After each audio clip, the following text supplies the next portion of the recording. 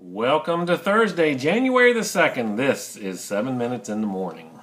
Yep, that's right. This is 7 Minutes in the Morning, your daily dose from me, your business coach. My name is Tom Rigsby, and we are going to have a fun couple of days. This week we've been going through kind of a look back at 2013 and a forecast or look forward into 2014 to kind of look at what some of the emerging trends are and the things that we need to be aware of as business owners. So I was planning on saving the forecast or my predictions episode for Friday, but as I started preparing them, I realized I had way too many for one episode.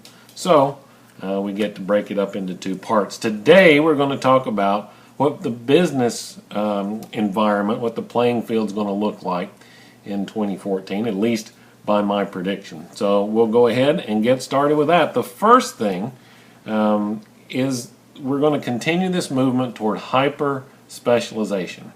So what's the best way to describe that? We talk a lot about finding your niche, right? Find the right group of customers and clients, find the right product and service, the pain or the problem that you're solving for that group. I believe we're going to see a continued tightening of that niche so it gets even smaller and smaller. Because we've talked a lot about the paradox of choice and you have too many options. The way to counter that is to offer fewer options, but the options are more specific to the customer's needs. So I think that that's one of the things that we're going to see kind of as we move into 2014. Another thing that I think we'll see, and this is just in business in general, but it's going to help us as small business owners, is easier access to capital. Now, we've already got, I think Kickstarter and the like are moving in more into the mainstream every day. But there's a lot of indications that the venture capital market is going to put some money back into the market this year, and that even banks are going to be a little friendlier to small business because they need to get loans to generate interest, to generate income for the bank. And the only way to do that is to write loans. So I think we're going to see that open up a little bit also. Third thing, new business models. We've talked a lot about offshoring in the last few years and how you can go to places like Fiverr or Odesk or Elance and find contractors from offshore that can do the work for you less expensively. I think we're going to see a change where that work is coming back onshore, not because of a price, not because the financial model works better, but because the nature of business is going to be squashed down and flattened out. Now, just hang in here with me for a second. This gets a little convoluted. As the requirements are increased on larger business, especially larger small businesses, right? So in that 45 to 50 employee range, lots of new regulation, lots of new government rules coming out around that market.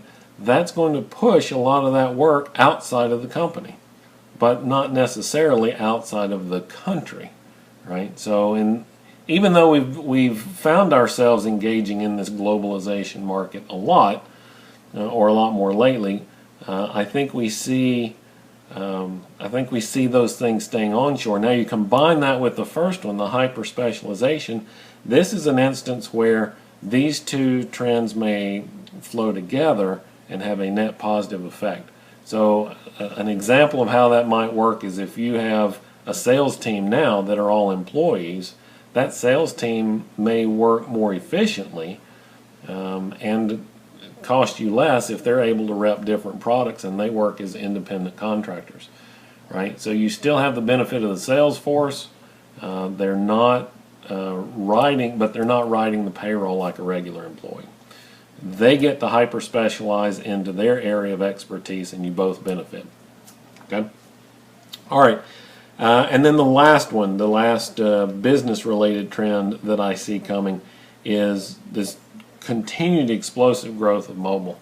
I talked a little bit about this on Tuesday, I think, when we talked about do you still need a website? Absolutely, you still need a website. You just need to have it tailored for the mobile user because that's where the traffic is coming from.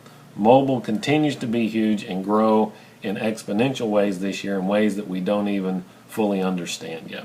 So, how do you, now that we know these four things, how do they help you in your business in 2014? Well, so I think the things to take away from this discussion today is, one is you have to be flexible, right? You have to understand that the market is changing, and as things like hyper specialization and these new business models emerge, we're going to see the landscape shifting underneath our feet on an almost daily basis. So be flexible, right? Revalidate your assumptions often, right? Is your market still a valid market? Does your product still solve a valid problem for that market? And in all of these things, be flexible, reevaluate often, but don't freak out, right? It's very easy to see these things changing. Oh, man, I've put all this work into this product, this service, etc. I'm committed to it. I've got to keep going. One of my favorite lessons that I learned as I began learning poker was don't be married to the pot. Putting more money into the pot when you have a bad hand doesn't make your hand any better. And just because you've already spent money going one direction doesn't mean that you should keep spending money if that's the wrong direction. Okay? Don't freak out. These things happen. This is part of running a business. Be flexible, revalidate often, but don't freak out. All right, that's it for today's episode. This is the business half of my predictions episode for 2014. Tomorrow we're going to talk about success factors for 2014, not necessarily related to business, probably more related to you and how you handle your business. So be sure and tune in for that. That happens tomorrow, Friday, here on 7 Minutes in the Morning. Until then, my name is Tom Rigsby, and I'm your business coach.